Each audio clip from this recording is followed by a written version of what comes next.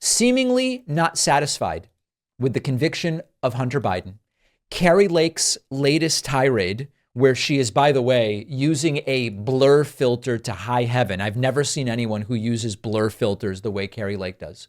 Kari Lake now is saying that there is probably way more crime to go after Hunter Biden for. She wants him prosecuted over his laptop. She makes baseless accusations about supposedly illegal behavior with potentially underage people.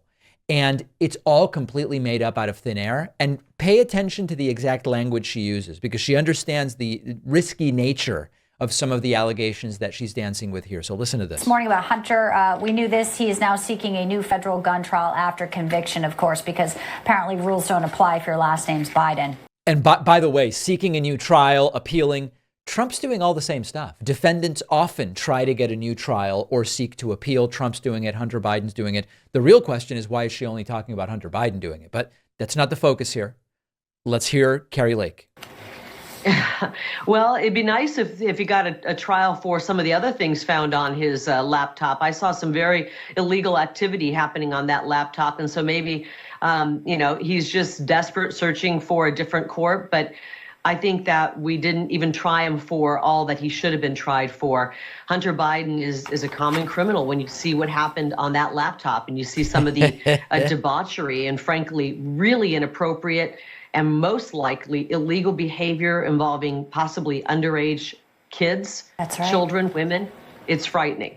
It is. And David. So you might notice there, most likely illegal behavior involving possibly underage kids. And let me say it a different way. I have no evidence of the illegal behavior, and I have no evidence of underage kids. That's it. That's all she has. She has nothing else. And by the way, I do think it's important to mention when we're talking about Hunter Biden and his laptop, private citizen, private laptop. The DOJ found no evidence of such crimes, even though Kari Lake insists it's most likely illegal. And very importantly, for people who now write in and go, David, do you have a reaction to the fact that the laptop's chain of custody, who do I sound like? The laptop's chain of custody is compromised. It makes anything you find on it unreliable.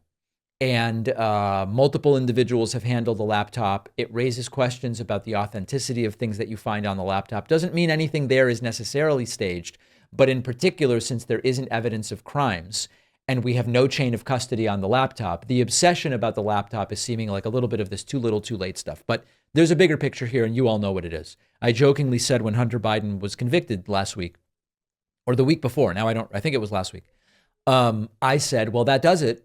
I'm definitely not voting for Hunter Biden.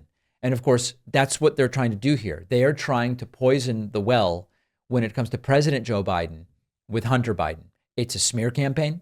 And as I've said before, Joe Biden shouldn't interfere in Trump's prosecutions nor in Hunter Biden's prosecutions. I'm pleased that Joe Biden has said, I'm not going to pardon. I'm not going to commute a sentence. I'm not going to get involved in any way. That's the right action for Joe Biden to do. But the entire obsession about Hunter Biden's private life and even potential crimes. I mean, listen, he's been convicted. He committed some crimes. He has now been convicted. He will now have to be sentenced in accordance with the law for that. But they have nothing left. And so they are trying to hurt Joe Biden through Hunter Biden. If you push them, they'll go, well, they were involved in crimes together. They were involved in criminal money laundering or bribery. They've still presented no evidence. And by the way, notice how little you hear about that. Every once in a while, James Comer will say, well, we're looking at some criminal referrals. You are barely hearing anything about the criminal bribery that they talked about for years because there is no evidence of it. It is time to start thinking like voters and to make sure that kids understand the importance of voting, how it works, registering, ballot initiatives, because so many kids just have no idea.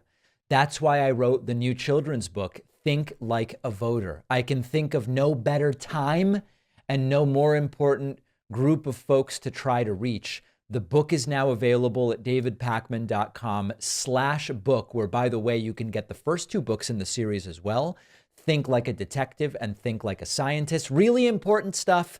Donate them to local libraries, classrooms, read them with the kids.